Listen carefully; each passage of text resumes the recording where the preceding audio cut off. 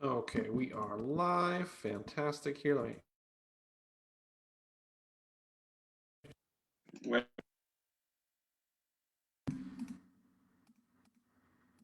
go live here. No worries. Yes, awesome. Cool. We're live. Hey, great. So, hey guys, we got a Q&A session here. It's July 22nd, 2021, 6 p.m. starting 1 minute early. So it's 5:59 p.m. Eastern here. Session. Again, my name is Victor. I am a fix and flipper out of Gainesville, Florida. Gainesville, Florida is like Central Florida if you're not familiar. And it's a smaller town, maybe 130,000 population, kind of a secondary market if you want to call it that. But again, my name is Victor out of Gainesville. I'm a fix and flipper primarily, although I've done like wholesaling, I've done Airbnb, I've done rentals and that sort of thing. I've done some a little bit of owner finance type of thing. So I've done it all. Really like the fix and flipping. It's really powerful, and we can have discuss that a little bit. What would benefit you more right now in your situation? What would plus 30K in your bank account, or 300 bucks a month. So that's why I always tell people, like, hey, do a flip first, then you can do a rental, because plus 30,000, that can pay off some debt, give you some emergency fund, this, that, and the others, make your life a lot easier. So great. So this is a Q&A session. So any of your questions, real estate related, how do I get deals? How do I get money? What is this? What is, like, how do I work with contractors? Like, any deal, any question you have specifically when it comes to flipping houses or anything real estate related, I can answer. I've got a couple questions here that I can answer. Also, before I get into it, if you're watching live, comment hashtag live, hashtag live. If you're on the replay, comment hashtag replay.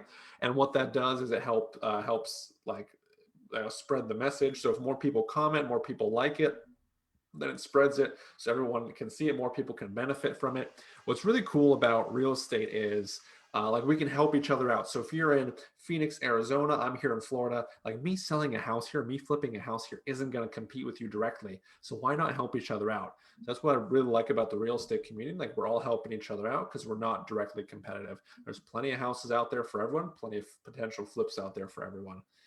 There's millions of houses here in the U.S., and I think we have maybe like 1,100 members in this group. So plenty of houses, folks, plenty of houses. So again, comment hashtag live if you're on the live, hashtag replay in the replay. I saw Marcus. Thanks for commenting. Appreciate it. Yeah, let's just get into it. Again, Q&A session. So if you have any questions, drop it down below. I have some pre-prepared questions I'm going to cover and like answer. Maybe people posted in the Facebook group earlier, or it's all here. But this one came from. Let's see. I have a question here, but I can't remember who it came from. I'll just pull it up here.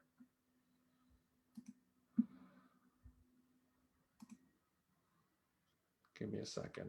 I know what the question is. So, it's from Iris. Oh, okay. Hey, Iris. Thanks for posting your question. So she was asking me, like, should you get a warranty when you're flipping a house? Like, what it is. Let's start with what it is first. So typically, like, when you're selling a house, I guess when you're buying it too, you can have like a warranty on some of the repairs or some of the appliances. So heaven forbid, like, an appliance breaks, like, the warranty will cover it. So it's kind of like insurance for appliances. How we've typically done it in the past for warranties is I actually don't worry about the warranties. I just go ahead and list it without it. If the buyer, let's say I've already renovated it, I've already fixed it up, and the buyer wants it, then I'll include it. Typically it's up like 400, 500, maybe 600 bucks. So it's not a lot, but it just helps cover, heaven forbid, if something pops up in terms of like, anything post closing type of thing. So that covers the warranty. So typically, like, when you get like a microwave, you might get a microwave warranty. So that's so if it breaks within 6 months, if it's within the bounds of the warranty mail, they'll give you a new one or they'll fix it. So sometimes buyers ask for that. With regards to today's market, just because it is so hot, like, I listed a property, I can show you guys here, and it's not. I mean, it's still pending, so fingers crossed. So I listed this property on Saturday, listed on late Saturday.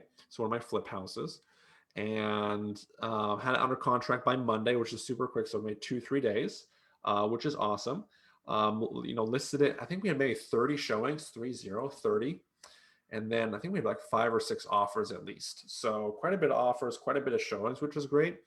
But just because it was such mayhem and chaos, and just because people were bidding and overbidding, like the warranty was the least of their concern. They just wanted to get the house. Like $500 plus or minus wasn't going to kill the deal for them, just because of where the market's at. Like they were just happy to get into a house. That's just what I wanted to share with you guys. Like, especially in today's market, hopefully you shouldn't care about the warranty as much. I think that's one of the things you can negotiate. Like you can negotiate when you're selling it, when you own the property and you're selling it. Like, okay, should I cover the warranty? Like, what am I going to cover? You know, what's the price and all that sort of stuff. So that's really key. So that's the first question here. Great. Next question here is what's escrow? What's escrow? Like what's EMD? It's basically the same thing. So EMD is like earnest money deposit, or escrow is something like you put down towards a deal to lock it up. So it can be, you know, $100, it can be $1,000, it can be $5,000, and it's basically like money you put towards a deal that helps lock it up. So there's a typical like a contract you sign, and you typically have a couple days to open up escrow is what it's called. And that's basically saying like, hey, yes, I'm serious about this property. I'm not going to pay the whole amount. Let's say you're going to buy it for 100,000. Like, hey, I'm not going to buy it, you know, put it down 100,000 because I still want to make sure it's a good deal. It's a good property, that there's potential in it. Like I have all these questions, and you have like a due diligence period, but it basically says like, hey, I'm willing to put down this little bit amount of money to show that I'm serious. Because anybody, if you grab someone off the street, like, hey, would you want this house? They'd be like, yeah, great, I want it.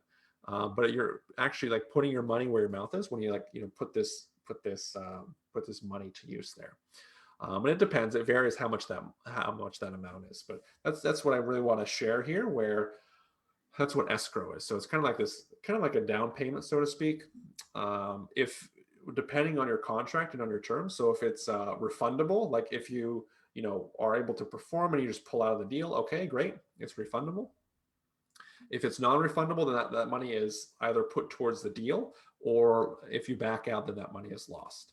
So let's say you're going to buy a place for 100,000 and you have escrow $1,000, and let's say you want to close on it, you're going to close on it. So you don't have to come up with 100,000. You have to come up with basically 100 minus 1. So you just have to come up with 99,000. Just like I said, like kind of like a down payment. So that's what you have to come up with to close the deal. So that's what earnest money is, or escrow money. That's the same. EMD, earnest money deposit, kind of the same thing. Like, hey, yes, I'm interested. I want to make this happen. The next question actually good dovetails into it. Like, what's a typical escrow on a deal? It's going to depend. It's going to depend. Maybe I can pull up one of my contracts here. I want to pull up one of my contracts just to show you guys what I kind of work with here. Yeah, I'm going to share my screen here. Okay, close that out. Close that out. So this is a little contract that I use. It's 2 pages, super simple. It basically covers like how much I'm going to buy it for, when am I going to close, you know, what's the escrow, that type of thing. I typically put about $100. It is negotiable. Sometimes people say, hey, you know, $100, that seems like a little bit low. I want to make sure you're serious. And then negotiate me up to like $1,000. I've done 2,000 out of 2,500.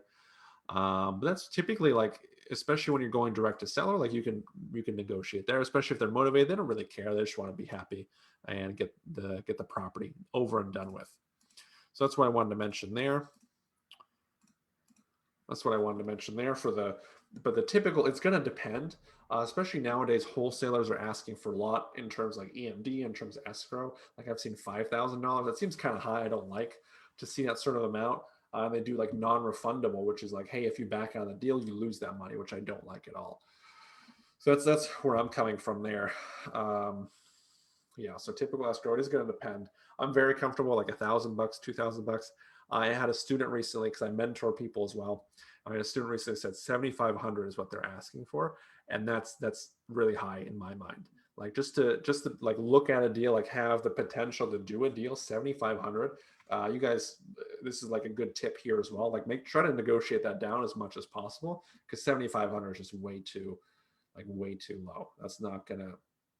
That's way too high. Excuse me. That's way too high. It's like that's a lot of money, especially like let's say you don't do the deal, you back out. Like that's 7,500. That's a lot of money you could have put towards, you know, something else.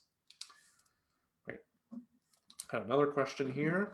Guys, if this is helpful, drop a comment below like, hey, yes, this is helpful. Thanks so much. Or hey, if you have a question, feel free to drop it down below as well. I can answer that too. Just here to help and want to answer some questions here.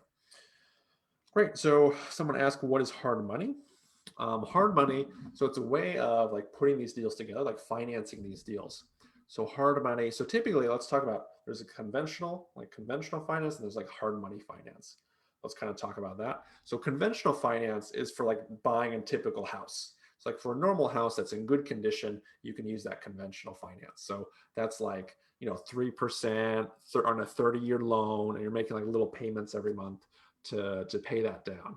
That's the typical, but that's when the house is in good shape. Like the roof is good, the HVAC system is good, the plumbing is good. Like this, like everything's good and it's in good shape.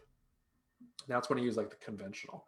A lot of the times when you're dealing with properties like we're dealing with, like there's probably some sort of repairs or damage going on. Like maybe there's a hole in the roof, maybe there's no HVAC system, or like there's something going on where like the numbers aren't there, or like the house is in disarray, where like a normal conventional lender wouldn't be comfortable with it. So that's where like a hard money lender comes in, because they know like, hey, I know it's a little more risky because you have to do some repairs, but I know that like if you buy at a good enough price, like we can all do well and all make money. So that's how I look at it there with the hard money lender. That's what the hard money lenders do. It's like maybe it's a little more risky, so that's why their interest rates are typically like their interest only like 8 to 12%, which is obviously much higher than that 3%. But it's for that use. It's supposed to be like very temporary money, just so you can get in there, fix it up, sell it, or get in there, fix it up, or rent it out, sort of thing. And that's pretty powerful as a tool as well. So that's what hard money is. So it's like a way to finance these deals. And like there's different hard money lenders and like different ways to structure it, and like what that looks like. But I don't want to get into too much detail there. I just want to explain like what hard money is. That's what hard money is. Sometimes people try to get into this and like, oh well, I'll buy with a conventional loan. There's a couple problems with that. So this is the next question, like why use hard money? Like why bother using hard money if you can buy it conventionally. And just like I mentioned before, like it might be in too much damage where you can't just buy it conventionally. And that's the problem. So you just kind of have to look at it from that perspective. So that's like the why hard money piece of it. Also, the other thing with hard money, like they can close quicker. So for some of these hard money lenders, like they can close in 2 weeks. Where if you get like a typical conventional loan, they might take 30 days, 45 days. So it just might take longer, especially if someone like needs to sell their house. Maybe they're going through a foreclosure, maybe they're going through like a tax delinquency that like they got to sell now. Sometimes time is the key. Like, hey, I need to get out of this place now. I don't want to deal with it. That sort of thing. So that's what I've seen as well. Like it's sometimes the timing is key, and the hard money, just because it is riskier and a higher percentage, like they can move quicker, which is sometimes key.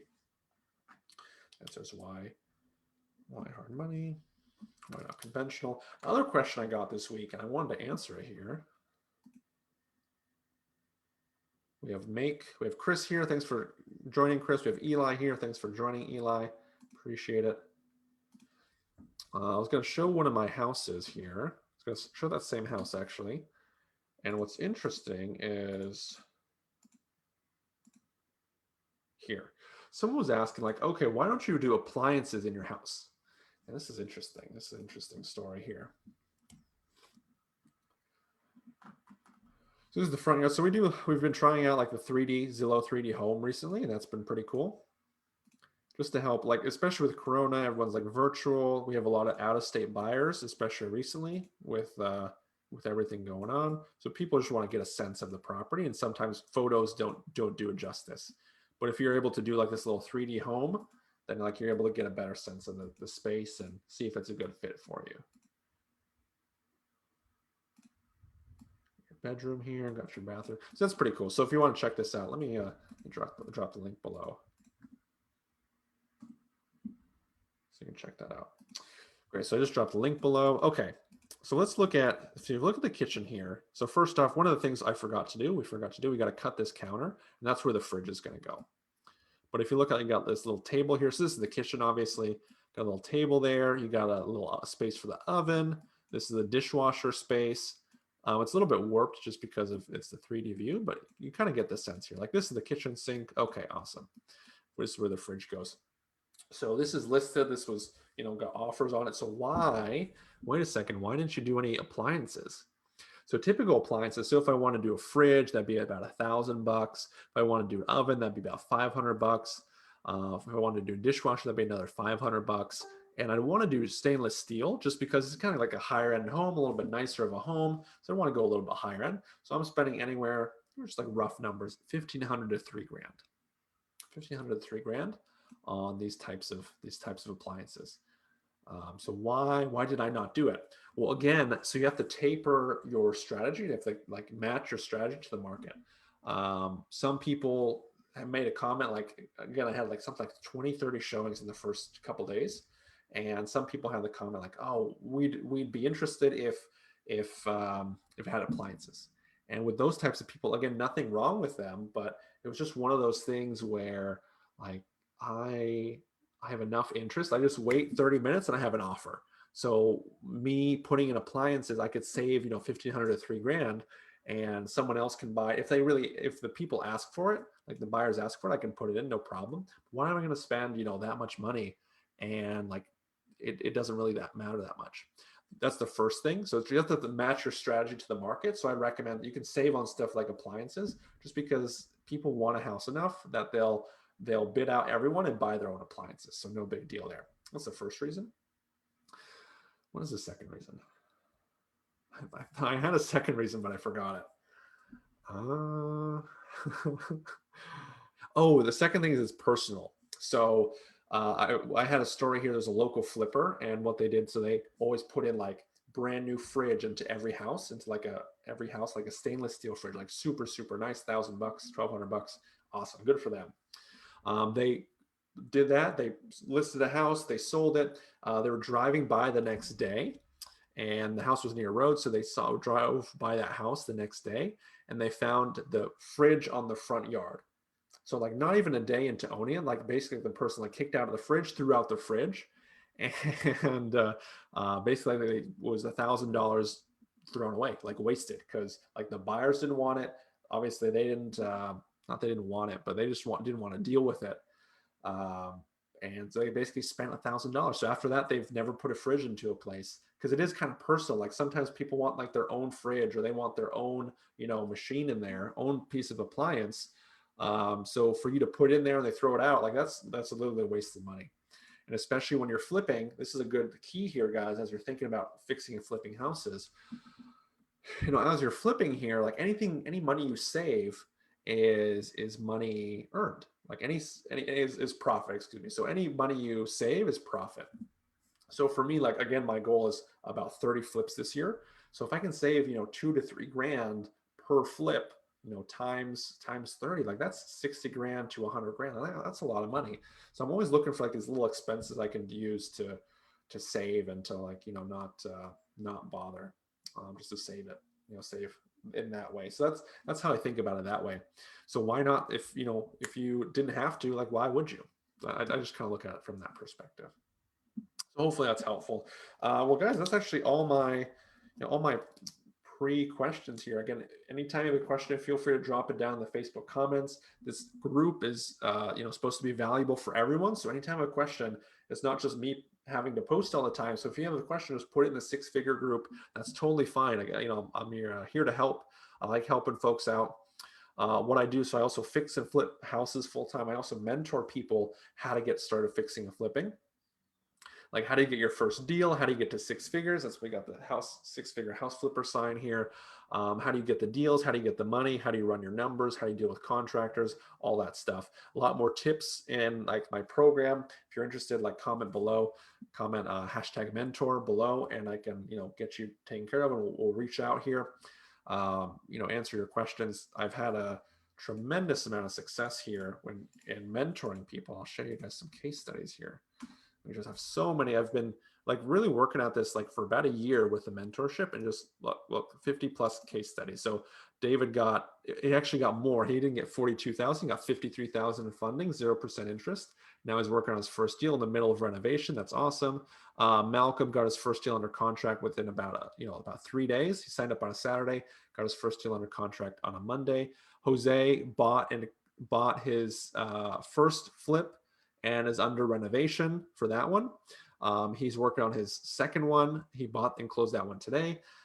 Chris is closing his, I think this week or next week, and he's got like 4 or 5 under contract that he's buying, so he's doing awesome. I mean, Jonathan's got a flip going on. I can keep going through this list here, but he's in the middle of renovation as well. Steven's got a deal. Mona's got a deal. Napoleon's closed on another one today.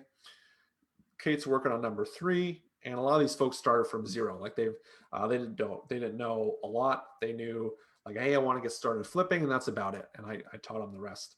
Obviously, it's a team effort, so it's not just me. Like they have a lot of the credit, but I still helped guide them. Munia's got his first deal going here. Heather, I just did part 3 with her. I dropped that on Monday. She is about to close on number 1 to sell. She bought number 2 last week. She's buying number 3 next week. So just buying, selling, flipping, all that good stuff. Spencer's looking to wrap up renovations here pretty soon. So, I guess there's so many more case studies here, guys. We're really good at getting people across the finish line, getting people successful when it comes to flipping here. So I'm going to check if there's any final questions here. We have Rosanna says #live. Thank you so much. Eli says great strategy. Thank you so much. I appreciate it. I don't think anyone has any other questions, so no worries. But hopefully this was helpful. I appreciate you guys taking the time. Yeah, it's always fun to do these and just answer some of these questions. Some of these questions, like they're really questions you need to know in terms of like fundamentals, foundations. Like if you don't know what escrow is, if you don't know what hard money is, it's hard to like really get started. So you got to know these like basic vocabulary terms. Like you got to know some of these basics, just to have like a fluid conversation with someone and come across the right way. But I'm going to wrap it up there. Thank you so much, guys. Appreciate it. And I hope you have a nice day.